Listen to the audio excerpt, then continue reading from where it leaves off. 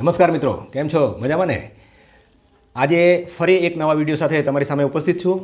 આપ જાણો છો કે સોશિયલ વર્ક અપડેટ ચેનલમાં આપણે ઉચ્ચ શિક્ષણને લગતા નવા ફેરફારો, યુજીસીના પરિપત્રો એની ચર્ચા કરતા હોઈએ છીએ. આ ઉપરાંત MSW રિલેટેડ જે પણ ન્યૂઝ હોય છે એની પણ આપણે ચર્ચા કરીએ છીએ.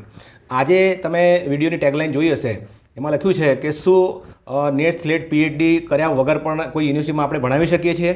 હમણાં જ થોડા સમય પહેલાં યુજીસી એક સર્ક્યુલર અને એક સુધારો કરેલો નવા અધિનિયમમાં કે યુનિવર્સિટીમાં ભણાવવું હોય તો PhD મસ્ટ બી કમ્પલસરી. આવો એક નિયમ પહેલાં આવી ગયો છે અને એ 2021થી આપણે એપ્લિકેબલ થવાનું હતું, પણ કોરોનાને કારણે આપણે એ એપ્લાય થયું નથી અને 2023થી છે એ PhD કમ્પલસરી થઈ જશે.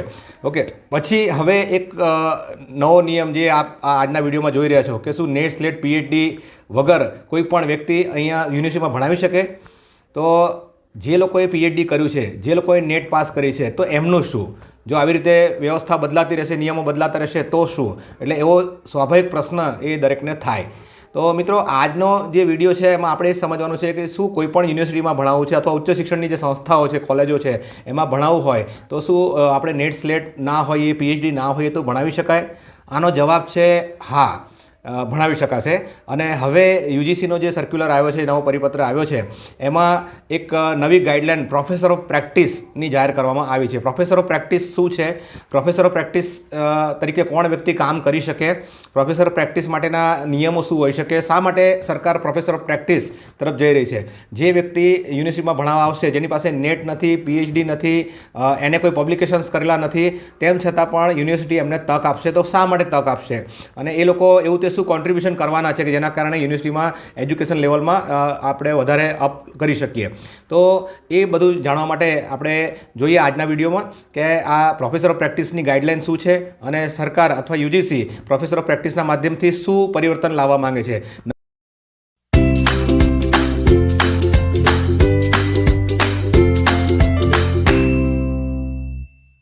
તો જોઈએ પ્રોફેસર ઓફ પ્રેક્ટિસ. મિત્રો, એના જે નિયમો છે તમે સ્ક્રીન પર જુઓ. સ્ક્રીન પર તમને પ્રોફેસર ઓફ પ્રેક્ટિસ તરીકે જે વ્યક્તિ આવે છે અથવા આજે જે ગાઈડલાઇન બની છે એના પાછળના ઉદ્દેશો શું છે? તો એ ઉદ્દેશોનો જે ગાઈડલાઇન છે, આખી ડ્રાફ્ટ છે, એને મેં ગુજરાતીમાં મૂકવાનો પ્રયાસ કર્યો છે. તો જોઈએ કે ઉદ્યોગ ગૃહ અને સમાજની જરૂરિયાત મુજબ અભ્યાસક્રમ વિકસાવવા. મોટેભાગે અભ્યાસક્રમો જે બનતા હોય છે એ અભ્યાસક્રમો કોલેજોના અધ્યાપકો ઘડતા હોય છે, પરંતુ આમાં એવું છે કે ઉદ્યોગ ગૃહ અથવા તો જે પણ કામ કરનારી સંસ્થા છે, કે MSWની વાત કરીએ તો MSWના વિદ્યાર્થીઓ મોટેભાગે જતા હોય છે NGOમાં, સરકારના વિભાગોમાં, હોસ્પિટલ્સમાં, ઇન્ડસ્ટ્રીમાં જતા હોય છે, HRના ફિલ્ડમાં જતા હોય છે. તો આ બધી જગ્યાઓ પર શું જરૂરિયાત છે એ જરૂરિયાતને ઓળખીને આપણે એ પ્રમાણેનો સિલેબસ ડિઝાઇન કરીએ. તો એ પણ એક મહત્ત્વનો ઉદ્દેશ આ પ્રોફેસર પ્રેક્ટિસનો છે. બીજો એક મુદ્દો છે ઉચ્ચ શિક્ષણ સંસ્થાઓને ઉદ્યોગગૃહના નિષ્ણાતો સાથે કામ કરવાની તક મળશે. એટલે ઉદ્યોગગૃહમાં અથવા તો જે મેં વાત કરી તમને NGOમાં જે પ્રોફેશનલ્સ છે, જે પ્રોફેશનલ વ્યક્તિઓ સાથે અધ્યાપકોને કામ કરવાની તક મળશે. ઇવન પ્રોફેશનલ્સ છે એમને પણ યુનિવર્સિટીમાં પોતાનું યોગદાન આપવાની એક તક મળશે, એવો એક ઉદ્દેશ છે. બીજી એક વાત છે કે શૈક્ષણિક ક્ષેત્રમાં કેટલાક સ્પેસિફિક ફિલ્ડ જે છે યુજીસીએ સ્પષ્ટ કરેલા છે, જેમ કે એન્જિનિયરિંગ, વિજ્ઞાન અને ટેકનોલોજી, ઉદ્યોગ સાહસિકતા, વાણિજ્ય, સામાજિક વિજ્ઞાનો, સમૂહ માધ્યમો એટલે કે મીડિયા, ભાષા સાહિત્ય, ફાઇન આર્ટ્સ, નાગરિક સેવાઓ, સુરક્ષા દળો, કાનૂની નિષ્ણાતો એટલે કે લીગલ સર્વિસીસ અને જાહેર વહીવટના ક્ષેત્રમાં જે નિષ્ણાતો કામ કર્યા છે એમને ઉચ્ચ શિક્ષણ સાથે જોડાવાની તક મળશે. ઓકે, તો આ જે છે કે આ જે કંઈ ક્ષેત્રો છે, ખાસ કરીને પ્રોફેશનલ ડિગ્રીવાળા જે ક્ષેત્રો છે એ ડિગ્રીની અંદર મોટેભાગે બનતું એવું હોય છે કે વિદ્યાર્થી ભણે છે અને પછી પાસ આઉટ થયા પછી એ પ્રોફેશનમાં એન્ટ્રી કરે છે. MSWની વાત કરીએ તો આપણે કન્ટિન્યુઅસલી દરેક જે સેમિસ્ટર હોય છે એ દરેક સેમિસ્ટરમાં આપણે ફિલ્ડવર્ક આપતા હોઈએ છીએ, પણ બનતું હોય છે કે એવું બને કે જ્યાં ફિલ્ડવર્ક આપવામાં આવ્યું છે એ ફિલ્ડવર્ક એજન્સી બહુ મજબૂત ના હોય, આપણે બહુ નાની સંસ્થામાં આપણે ફિલ્ડવર્ક લીધું હોય કે જ્યાં હજુ પ્રોજેક્ટો બહુ ચાલતા ના હોય, તો વિદ્યાર્થીને બહુ મળતું નથી. પણ કોલેજ લેવલે જ અથવા યુનિવર્સિટી લેવલે જ આપણે ક્લાસરૂમમાં જેવા પ્રોફેશનલને બોલાવીએ એવો એક ઉદ્દેશ આની સાથે રહેલો છે. ત્રીજો ઉદ્દેશ એવો છે કે ઉચ્ચ શિક્ષણ સંસ્થાઓને સક્ષમ બનાવવા, ઔપચારિક રીતે અનુભવ આધારિત શિક્ષણ અને તાલીમ મેળવવા, કુશળતા વિકસાવવા અને ઉદ્યોગ સાહસિકતા તેમજ વિસ્તરણ કાર્યને વિકસાવવા પર ભાર મૂકવામાં આવે છે. તમે જુઓ કે આ ત્રીજો ઉદ્દેશ જે છે એ કહે છે ઉચ્ચ શિક્ષણ સંસ્થાઓને સક્ષમ બનાવી છે. એટલે માત્ર ભણવું નથી, માત્ર ઔપચારિક શિક્ષણ નથી લેવું, માત્ર કોઈ પણ વ્યાખ્યાઓ નથી ગોખવી આપણે, પણ જે કંઈ ભણી રહ્યા છો એનું પ્રેક્ટિસમાં એપ્લિકેબલ કઈ રીતે થશે, આ બધું એપ્લિકેશન કઈ રીતે થશે, તો એ સમજવા માટે જે પ્રોફેશનલ કામ કરી રહ્યા છે એની સાથે વિદ્યાર્થીને જોડવા બહુ જરૂરી છે, એવું આપણે યુજીસી આપણને કહી રહી છે. અને એટલા માટે એમણે એક ઉદ્દેશ એવો પણ રાખ્યો છે કે ભાઈ આપણા જે કંઈ પ્રોફેશનલ ફિલ્ડ છે એની સાથે શિક્ષણને તાલીમના ભાગરૂપ આપણે આવા પ્રોફેશનલ સાથે વિદ્યાર્થીને જોડીએ. તો આ એક મહત્વના ઉદ્દેશ છે પ્રોફેસર ઓફ પ્રેક્ટિસ, એટલે એવી વ્યક્તિ કે જે પ્રેક્ટિસ કરી રહી છે એને શૈક્ષણિક સંસ્થામાં લાવવાનો એક મહત્વનો ઉદ્દેશ છે. હવે એમ થાય કે પ્રોફેસર ઓફ પ્રેક્ટિસમાં જે વ્યક્તિ આવી રહી છે તો એની લાયકાત શું? આપણે આગળ જોઈ ગયા કે પ્રોફેસર પ્રેક્ટિસ તરીકે વ્યક્તિ જોડાય છે એને આપણે નેટ સ્લેટ ના હોય તો ચાલશે, પીએચડી ના હોય તો ચાલશે, કોઈ પબ્લિકેશન ના કર્યા હોય તો ચાલશે, આપણે એવું કહી રહ્યા છે. તો અહીંયા એના લાયકાત શું હોઈ શકે? તો યુજીસીએ જે ડિઝાઇન કર્યું છે એમાં લખે છે કે પોતાના વિષયમાં, પોતાના ક્ષેત્રમાં જેને નોંધપાત્ર યોગદાન આપેલું છે એવા રિમાર્કેબલ, જેને કંઈ કોન્ટ્રીબ્યુશન કરેલું છે એવા 15 વર્ષ કરતાં વધુ અનુભવ ધરાવતા વ્યક્તિઓને પ્રોફેસર ઓફ પ્રેક્ટિસ તરીકે જોડાવાની તક મળશે. ઓકે, એટલે 15 વર્ષથી ઓછા અનુભવવાળાને આપણે અહીંયા બોલાવતા નથી, પણ જે તે ફિલ્ડની અંદર, જેમ કે એનજીઓ સેક્ટર છે એમાં ચાઇલ્ડ રાઇટ્સની વાત કરીએ તો ચાઇલ્ડ રાઇટ્સમાં જેણે 15 વર્ષથી વધારે કામ કરેલું છે, બરાબર છે.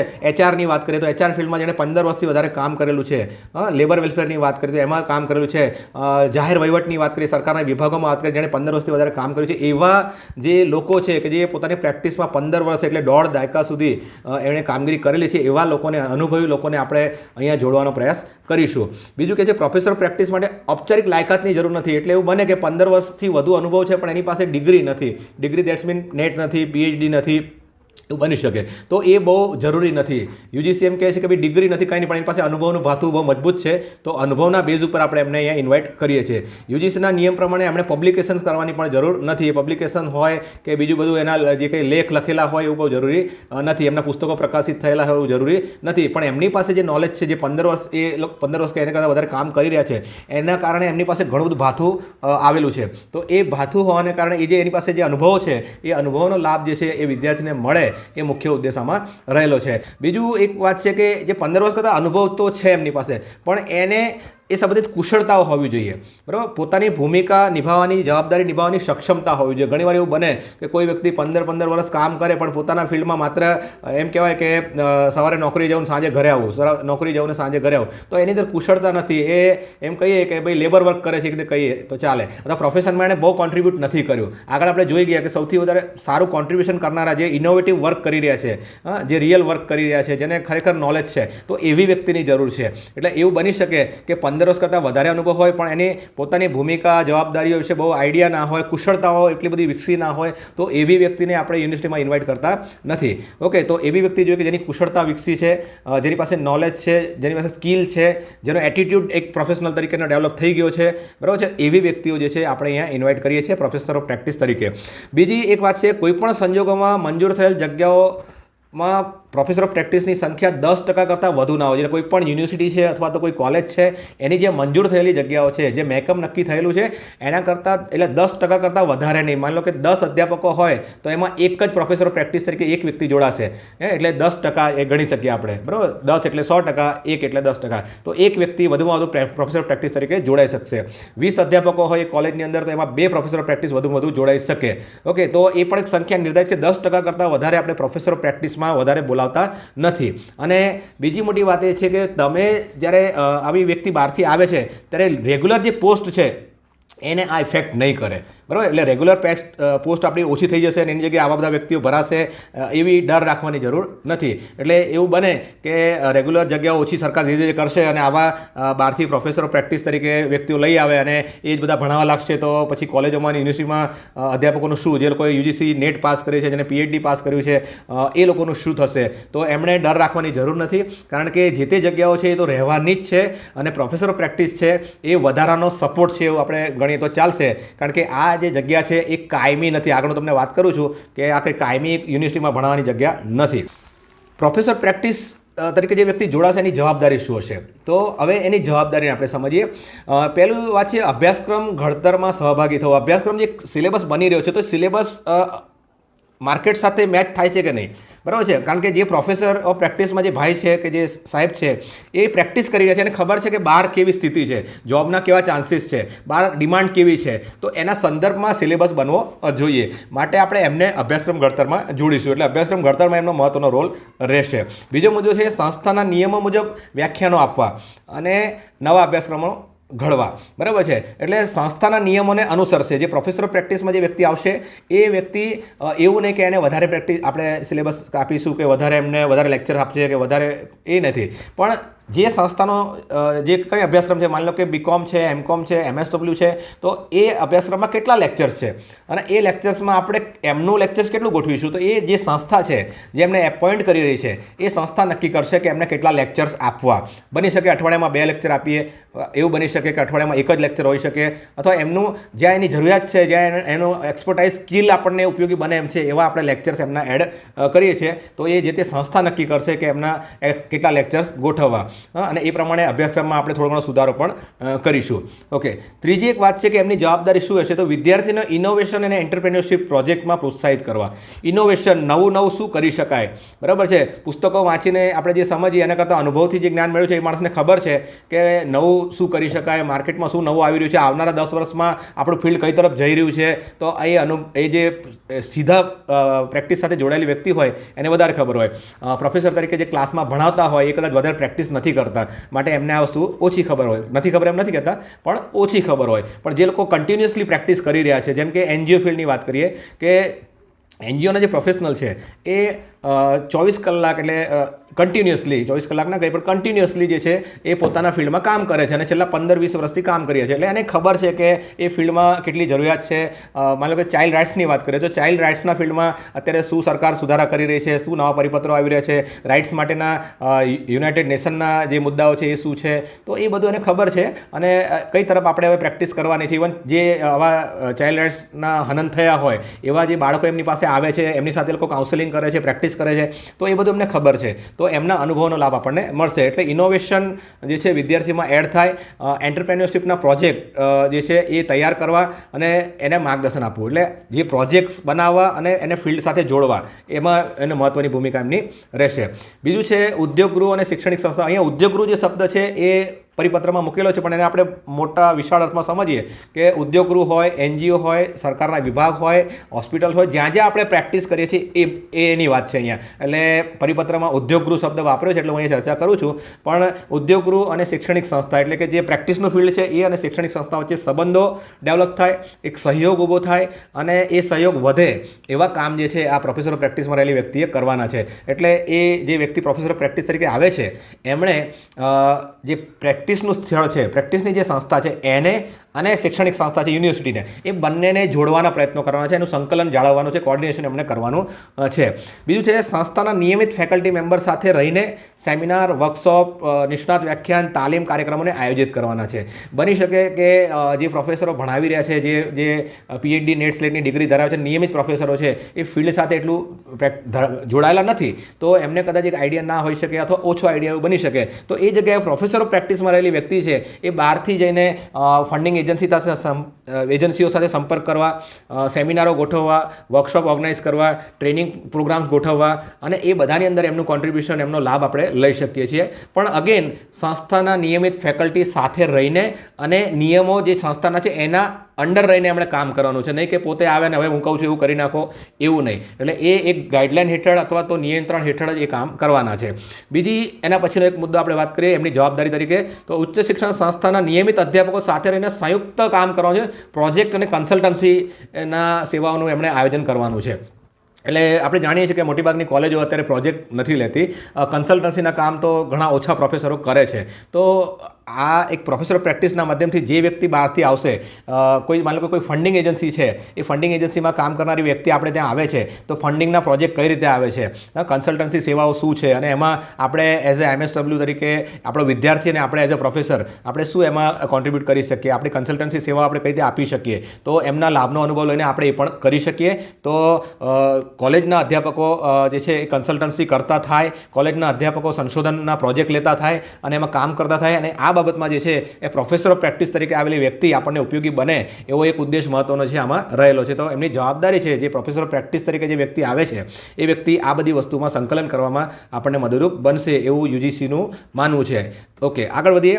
પ્રોફેસર ઓફ પ્રેક્ટિસ જે છે એના પેમેન્ટનું શું થશે? એટલે અહીંયા સહભાગિતા શબ્દ છે કે એને આપણે સંસ્થા સાથે જોડીએ તો એનું પેમેન્ટનું શું હશે? પેમેન્ટની 3 બાબતો સરકારે વાત કરી છે.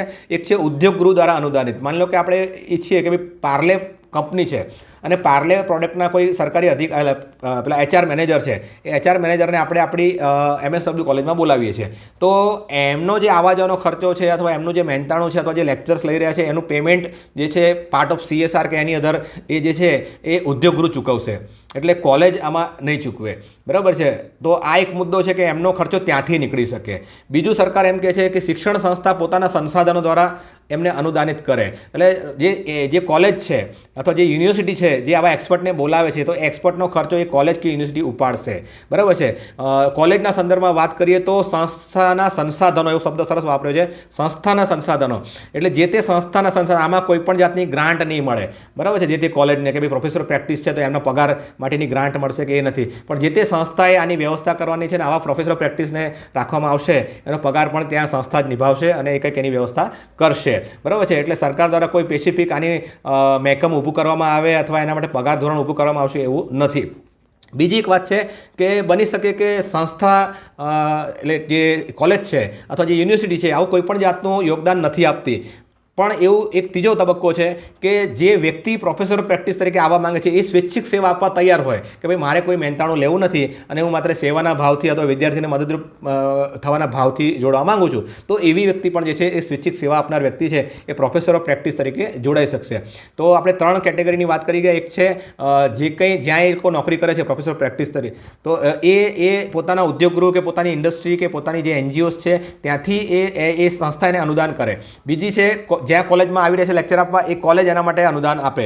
અને ત્રીજું છે વ્યક્તિ પોતે કોઈ પણ જાતનું અનુદાન ના લે અને સ્વૈચ્છિક સેવા આપે, મફત સેવા આપે, તો એ રીતે પણ પ્રોફેસર ઓફ પ્રેક્ટિસની વ્યવસ્થા ગોઠવાશે. હવે પ્રોફેસર ઓફ પ્રેક્ટિસની પસંદગી કઈ રીતે થશે?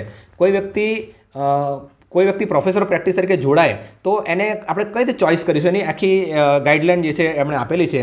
એમાં કહે છે કે યુનિવર્સિટીના વાઇસ ચાન્સેલર અથવા સંસ્થાના ડાયરેક્ટર પ્રોફેસર ઓફ પ્રેક્ટિસ માટેના નામ મંગાવશે. યુનિવર્સિટીના વાઇસ ચાન્સેલર અથવા એના નોમિની હોય તો એ છાપામાં જાહેરાત આપશે અથવા તો એવા કંઈક નામ મંગાવવાની કંઈક પ્રોસેસ કરશે અને એ મંગાવશે. જો કોઈ કોલેજ છે, કોઈ ઇન્સ્ટિટ્યૂટ છે હાયર એજ્યુકેશનનું, તો એ પોતાના એના જે ડાયરેક્ટર હોય, મુખ્ય વડા હોય, એ જાહેરાત આપશે અથવા તો એવા નામો મંગાવશે. અને એ નામ આવ્યા પછી પોતે મહત્વપૂર્ણ યોગદાન આપી શકે તેવા નિષ્ણાતોનો બાયોડેટા જે છે એ ભેગા કરવામાં આવશે. એવા ઘણા બધા બાયોડેટા ધારો કે આ જાહેરાત આપ્યા પછી આવશે, તો હવે એ જે બાયોડેટા આવે છે એનો અભ્યાસ કરવામાં આવશે. બરાબર છે?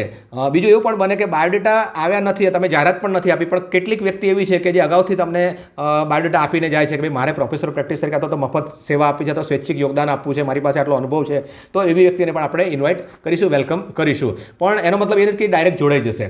આવી વ્યક્તિઓ જે પણ આવે છે એ ડાયરેક્ટ આવી હોય અથવા તો બાય એડ આપ્યા પછી આવી હોય તો એના બાયોડેટા ભેગા કરવામાં આવશે. એમનો શું અનુભવ છે, એમની શું લાયકાત છે, એને સમજવામાં આવશે અને એનો અભ્યાસ કરવામાં આવશે. એ અભ્યાસ કર્યા પછી સમિતિ દ્વારા જે સિલેક્ટેડ નામ હોય એ નામો જે છે એ મોકલવામાં આવશે એક્ઝિક્યુટિવ કાઉન્સિલ અથવા એકેડેમિક કાઉન્સિલને મોકલવામાં આવશે. આપણે એક વસ્તુ વચ્ચે કહેવાની રહી ગઈ કે એમનો જે બાયોડેટા આવે છે એ બાયોડેટાનો અભ્યાસ કરવા માટે એક સમિતિ નિમવામાં આવશે અને એ સમિતિ જે છે આ 2 સિનિયર પ્રોફેસર જે તે સંસ્થાના હશે અને એક પ્રોફેસર એ બાહ્ય હશે, એટલે કે આઉટ ઓફ યોર ઇન્સ્ટિટ્યૂટ. માની લો કે કોઈ યુનિવર્સિટી છે તો યુનિવર્સિટીના 2 સિનિયર પ્રોફેસરો અને કોઈ અધર યુનિવર્સિટીના એક પ્રોફેસર, એમ 3 જણાની સમિતિ બનશે. અને એ સમિતિ જે છે એ આ બાયોડેટાને જે કંઈ આવેલા છે એને શોર્ટ લિસ્ટેડ કરશે અને સિલેક્ટેડ જે કેન્ડિડેટ હશે એના નામ મોકલશે એક્ઝિક્યુટિવ કાઉન્સિલને અને એકેડેમિક કાઉન્સિલમાં જશે અને ત્યાંથી પછી મંજૂરીની મોહર વાગે કે હા એમને લાયકાત સારું છે, અનુભવ છે, ઘણું બધું કરી શકે એમ છે, કોન્ટ્રીબ્યુશન કરી શકે એમ છે, તો એમને માન્યતા આપવામાં આવશે અને એવી વ્યક્તિ જે છે એ પ્રોફેસર ઓફ પ્રેક્ટિસ તરીકે જોડાશે. તો એમની પસંદગી પ્રક્રિયા અને જોડાવાની પ્રક્રિયા શું છે એની આપણે વાત કરી ગયા. હવે વાત એ છે કે પ્રોફેસર ઓફ પ્રેક્ટિસ તરીકે જે વ્યક્તિ જોડાય છે તો એ વ્યક્તિનો સમયગાળો શું રહેવાનો છે, એ કેટલા સમય કામ કરે, શું આજીવન કામ કરશે, એ 1 વર્ષ 2 વર્ષ 5 વર્ષ કામ કરશે, તો એના ગાઈડલાઇન શું છે. તો યુજીસીની જે આ પ્રોફેસર ઓફ પ્રેક્ટિસ માટેની ગાઈડલાઇન આવી છે એમાં એમ કહે છે કે શરૂઆતનો સમયગાળો છે એમનો માત્ર 1 વર્ષનો રહેવાનો છે. 1 વર્ષ માટે પ્રોફેસર પ્રેક્ટિસ તરીકેની તક આપવામાં આવશે.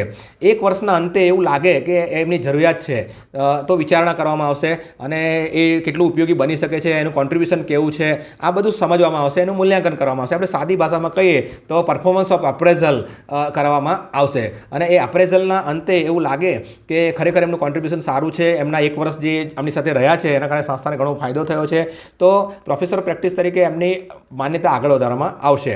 એટલે આવી માન્યતા છે એ વધુમાં વધુ 3 વર્ષ માટે લંબાવવામાં આવશે. બરાબર છે, એટલે 3 વર્ષ એની માન્યતા એક્સટેન્ડ થશે.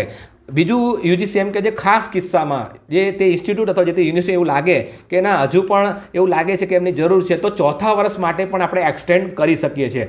પણ અગેન 4થા વર્ષ પછી કોઈપણ જાતની માન્યતા અથવા તો પ્રોફેસર પ્રેક્ટિસને કામ કરવાની તક નહીં મળે.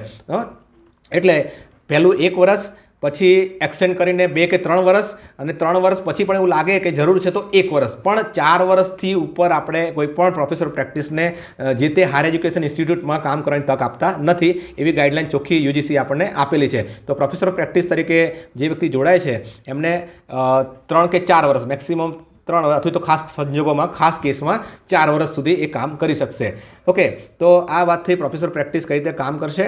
તો મિત્રો અહીંયા આજે જે આપણે વાત કરી ગયા એ બહુ સમજવાની વાત છે કે પ્રોફેસર ઓફ પ્રેક્ટિસ તરીકે કોઈ વ્યક્તિ જો આવે છે યુનિવર્સિટીમાં અથવા આપણી હાયર એજ્યુકેશનની ઇન્સ્ટિટ્યૂટ કોલેજોમાં, તો એ આવ્યા પછી સંસ્થાને ઘણો બધો ફાયદો થશે એવું આ યુજીસીનું માનવું છે. ભવિષ્યમાં શું થશે, કઈ રીતે લોકો જોડાશે, રાજકીય રીતે ઘણા બધા લોકો અંદર એન્ટ્રી કરે એવું પણ બની શકે, એ પછીના મુદ્દા છે, આપણે એમાં શંકામાં નથી જવું. પણ આપણે સમજીએ કે આવી વ્યક્તિઓ આવશે તો એવું થશે કે જે ફિલ્ડનું કામ છે, જે ફિલ્ડમાં કામ થઈ રહ્યું છે, જે પ્રેક્ટિસ થઈ રહી છે, એ પ્રેક્ટિસ શું છે એનો સીધો લાભ છે કોલેજ કે યુનિવર્સિટીને મળશે.